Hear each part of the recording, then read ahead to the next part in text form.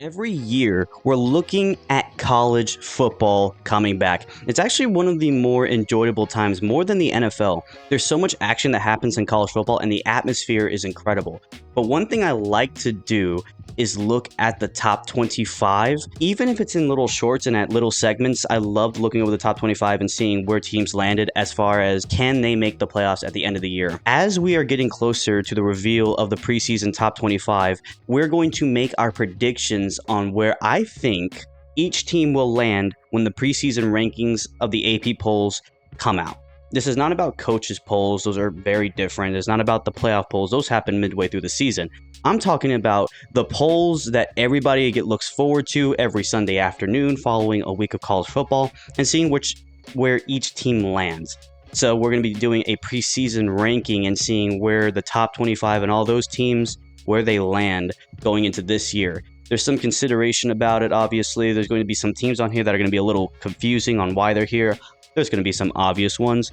A lot of it is general consensus. But this is my preseason top 25 for college football, and I hope you guys are excited. My name is Aaron, and this is the Game Day Hour. Let's do this.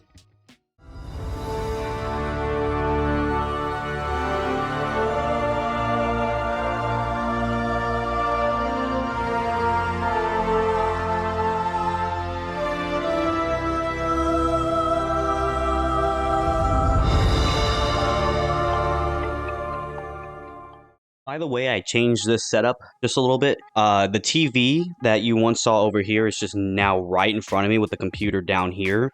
And this is actually a lot better because the graphics and the visuals I want to see that I generally look at as I go through a video is all in front of me. And I'm able to use the TV a little more as a information kind of scriptish. I don't use scripts when I talk. And I think that's like very telling because you see, even though I look at a computer a lot, I don't like scripts. I think it takes away all the funs of a video, but I do have notes that I want to be able to touch upon throughout a video, and that's why a lot of times I'll be looking down here. But one of the things that I'm trying to get better at is just keeping eye contact. I'm going to try to do better with that. Obviously, you've been seeing that in the shorts. Now, those shorts are also appearing on Instagram and TikTok, so go follow me on those pages. But yeah, now I'm standing. It's actually a lot better. I love pacing and talking better than sitting down and talking. I feel like I have more flow when I do that. From now on, we're going to be standing. Camera here, 2 lights there, this big microphone right here. The only problem is I got to be able to stay a little close to this guy because go further, a little out of range, and a lot of things get cut off, and it sounds like it's not great audio. So I'm going to try to be a little better with this, but I have a setup that is more paced for what I do. So I hope you guys are excited. Let's get into the top 25. A couple rules about the top 25. This is not a end of season ranking. This is not where I think each team's going to land at the end of the year. We have the playoff episode coming next week on who I think is making the college football playoffs.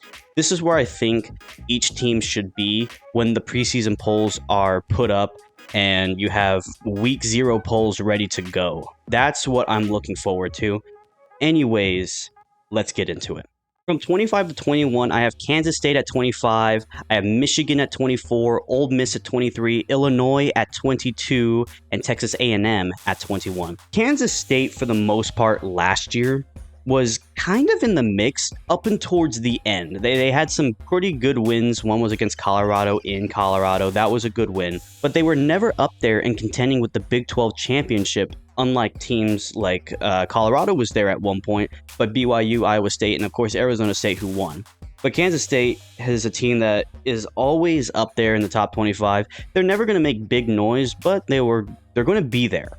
And that's what is very important about this. So 25 is where I had them, and they open up against Iowa State in week 0. Michigan is at 24. This team was bad last year. They did have a big win against Ohio State and then Alabama in their bowl game, so that was nice. I think they'll be put up in the top 25 at 24-ish. That's where I have them. I think that it will be a better year under their new head coach, but they have an early tough target against Oklahoma in Norman, so be ready for that game. The reason why Ole Miss is this far down, despite the fact that they were so good last year, is because they lost their main quarterback. That's really why they're at 23. They still have a really good offense overall. I just think that this is a nice place to have them. Obviously, they're not going to have super tough competition early on, except for when they get into SEC play. So they should be there roughly for a couple weeks, and then they'll have their tough competition. We'll see what they look like then. Illinois was a quiet dark horse team last year in the Big Ten. They were nowhere near making the playoffs by any means, but they were very successful in what they did last year, despite the fact that this is not a team who's really built on being a good football program, and they haven't been for a very long time. So shout out to Illinois for being on this list. And then number 21 is Texas A&M. A&M is a team that generally gets put in the top 25 early on, and I think they'll be better in the second year with their head coach. Their tough competition, though, is going to come in week 3 against Notre Dame, so they do have early competition, and this time it's not in College Station, it's out in South Bend, so good luck to the Aggies on that one. But this is 25 through 21, kind of teams that you would expect to be just barely in the mix. One of the teams that are first out that are not on this list is Oklahoma. That's one of the teams I had to push out when I was making this ranking, because they were originally at 25. But yeah, this is a very close subject. When we look at 20 through 16, at number 20, we have Boise State. At number 19, we have Texas Tech. At 18, we have Florida. At 17, we have Arizona State. And at 16, we have Tennessee. Start with Boise State. You lost Ashton Jeanty. This is the lowest ranked team that made the playoffs last year on this list. And again, I think Boise State is always going to be a competitive competition, whoever they play. Their toughest, I think, this year is going to be at Notre Dame. I kind of looked over the schedule, but it's a lot of, their conference play. But Notre Dame is like the highest team on their list as far as who they're going to play. Boise State without Ashton Jeanty may look completely different this year, and I don't have the same confidence I had in them making the playoffs last year as I do this year. I think that it's kind of gone down a bit because of that, but they're still a team you can't push them out of the top 25 because they're still really good in multiple other areas. So yeah, they're going to be here at number 20. I feel like that's a fair ranking to have them. Now, the Red Raiders is a little bit of an interesting subject because, as far as I know, they weren't in the top 25 for a majority of the year last year, but this team was very, very competitive last year, and I think that Tech's going to do a lot better job at taking care of many of their competition in the Big 12. I think number 19 is a fair ranking to have them. I think they'll have a very good year, maybe a big competitor in the Big 12, unlike, the suspects of last year, the Iowa States, the BYUs, Arizona States, Colorado. I think that they're in the mix now, and we should expect some fireworks from them this year. Next up, we have Florida. Now, Florida has one of the toughest schedules out there. They had the toughest one last year. Again, a very tough one this year. Florida, though, had some sparks at the quarterback position. It wasn't as glamorous as we hoped it'd be, but I think this is a fair place to have the Gators for now. Will they stay here that long? I have no idea. But they do have a fun roster around them, and I think that 18 is actually a perfect spot.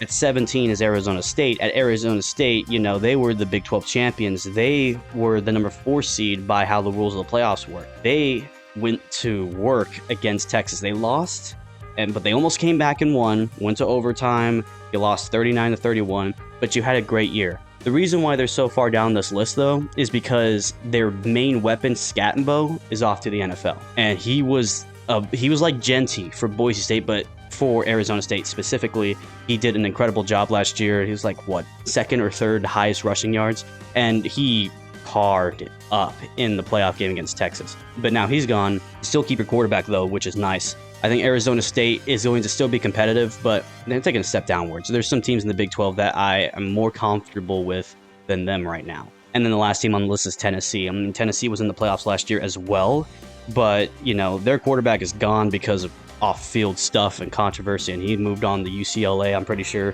I think that Tennessee, though, as a whole roster, is still very powerful, and it'd be disrespectful to push them out. I actually forgot Tennessee when I made my rankings initially. Big problem. Shouldn't do that. Had to rework the rankings. This is where I thought they would have the best possible spotting, was at number 16.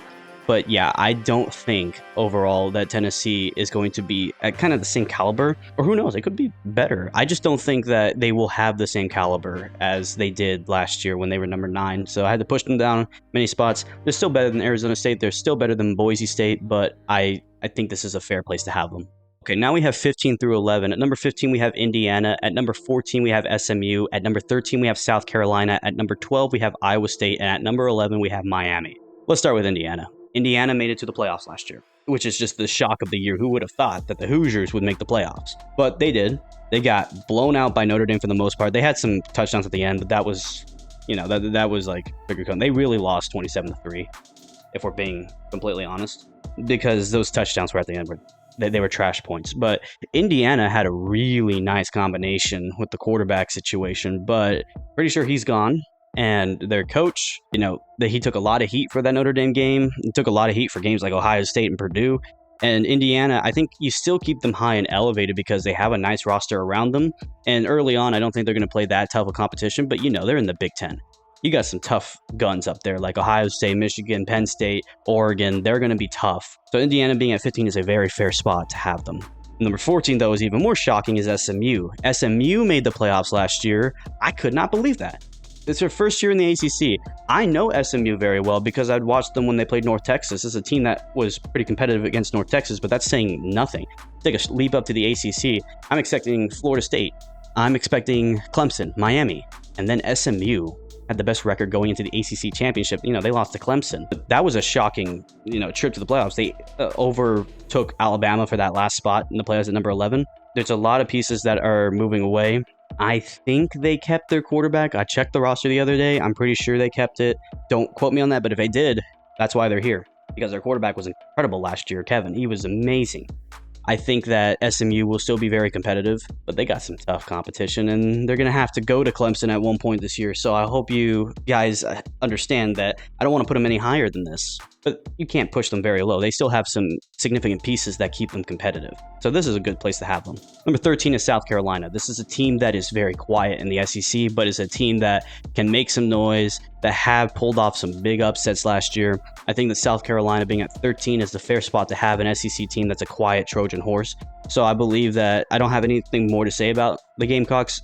13 is kind of the general consensus from a lot of people, and I just can't see them going any lower than that. So 13 is where I probably would keep them as well. At number 12, we had Iowa State. Iowa State was very close. Got blown out by Arizona State in the Big 12 championship game, but this team looked incredible last year.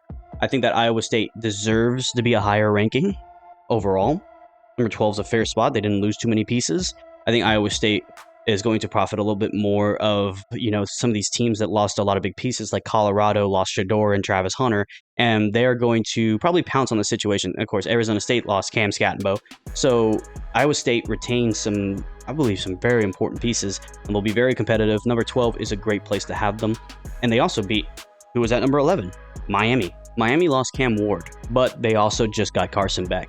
So not much has changed at the quarterback position. They still have a strong quarterback room overall, and they're going to have some tough competition this year. They open up against Notre Dame, and that's going to be we're going to figure out who Miami is.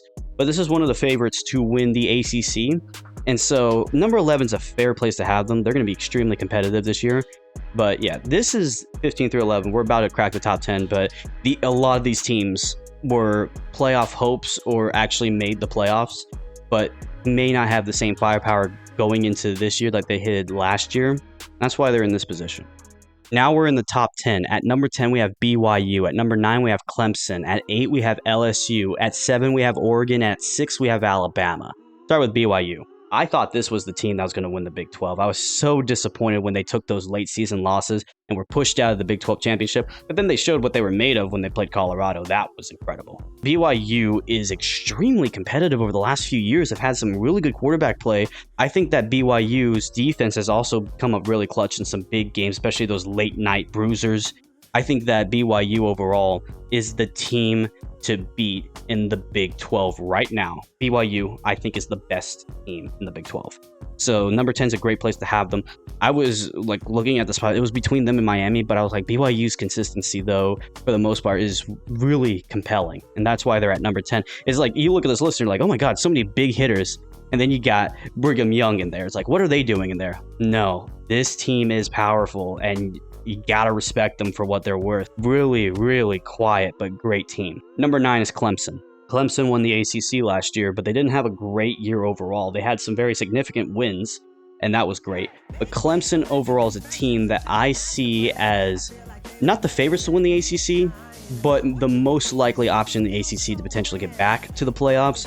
I think that their schedule, though, does have some really hard hitters, and especially who they play week 1, but we'll get to that in just a second.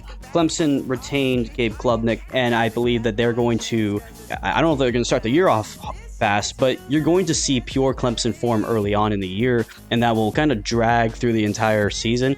but they cannot give up some of those easy wins that they end up losing sometimes at home. They have to be careful not to take their foot off the brakes if they get that momentum. At number 8, we have LSU. LSU's roster is the reason why it's up here, but they're in the hot seat, especially Brian Kelly. You come to LSU from Notre Dame, you say that, well, I want to be in a place where I can win a national championship, and LSU's that place. Apparently, Notre Dame's not. Notre Dame made it to the national championship under Marcus Freeman. You are in the hot seat, Kelly. You are in the hot seat. There's no better way to figure out if this team is prepared than week 1 against Clemson. This is a big deal for LSU. They better come out swinging because he's lost to Florida State twice. Pretty bad. And then you lose to USC. And it's just, they haven't started the year off tough. They played tough opponents, but this is going to be the toughest one you're going to probably play yet, Brian Kelly. You lose this game, it's in hot waters. But it doesn't mean your playoff hopes are gone. I think that LSU's chances to make the college football playoffs are very high, and they'll be extremely competitive in the SEC. But yeah, the clock's ticking. At number 7, we have Oregon. Oregon was undefeated all the way up until Ohio State came into the Rose Bowl and absolutely trashed them. But now Oregon's going through a lot of changes. Oregon lost Dylan Gabriel. He's off to Cleveland. And so this team is going to look a lot more different under a new system. And Oregon, I keep them up here, but I'm very worried that they're not going to be able to do what they did last year in the Big 12. I don't think they're going to be able to compete with the Ohio States or the Penn States. I think that they're a team that I could see making the playoffs, of course. They're going to have to really take care of business and pull out some of these crazy wins against big teams like Penn State. They'd have to be able to do that. But right now, this roster is a big question mark, but you can't drop them low because they were undefeated last year. And so I can't, criticize them too hard. And then at number 6, we have Alabama. It's only first nature you put Bama high on this list, but they're not in the top 5. Alabama under DeBoer is a whole different kind of roster than under Nick Saban. A lot of that showed in the Vanderbilt game. The kind of attitudes that some of these players had going into many of these games. This is not classical Alabama football that we're so used to seeing. I think that Alabama, first of all, they go to Florida State week 1, which they should win that one, theoretically. But you also have Wisconsin early on. Then, of course, you got to go to Athens, which is just a misery that you have to go to Athens and play. That's a tough one. But Alabama, I think this year, I think they'll be a little bit better under DeBoer in second year because he does manage to actually play very well. He did great with Washington. I think that they're going to come together, get a really good roster going. Obviously, they got that superstar wide receiver out there.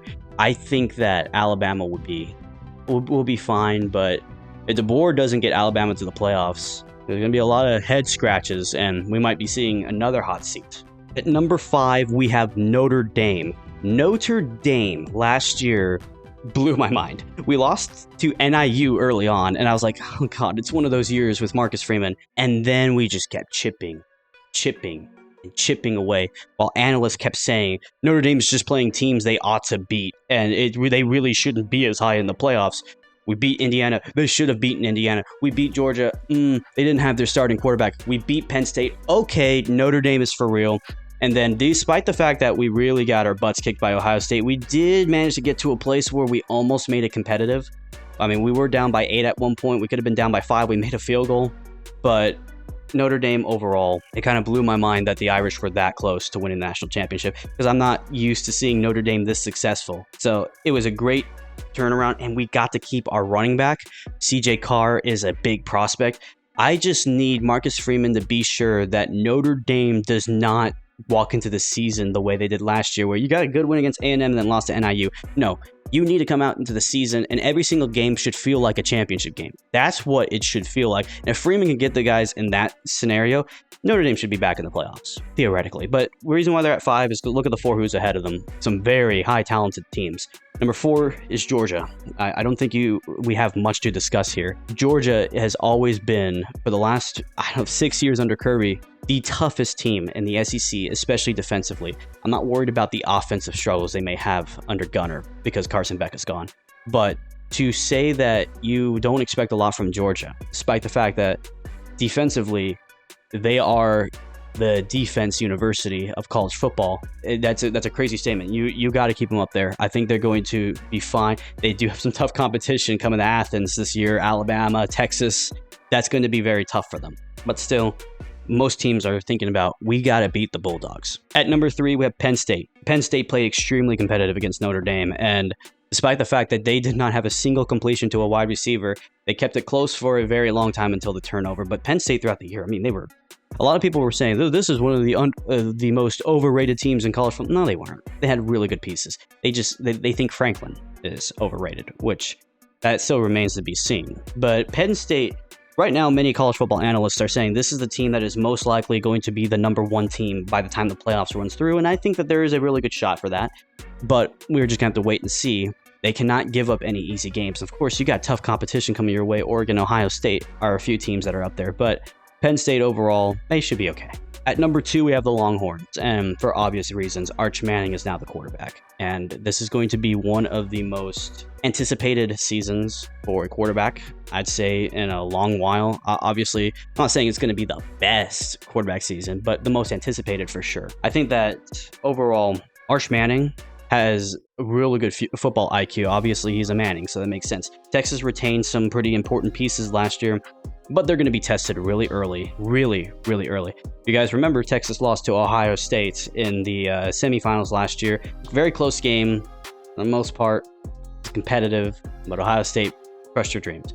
And now Texas is immediately going to have their biggest test of the year right off the bat because they're playing who's number 1 on my list, Ohio State. Ohio State is the team to beat for the most part in college football. Had one of the best rosters last year, but they also lost a lot to the playoffs. But they also lost a lot to the draft. You got Howard's going to Pittsburgh. You get your 2 big running backs, Judkins and Trevion. They're gone. You have some other pieces going elsewhere. They managed to keep their wide receiver, though, Jeremiah.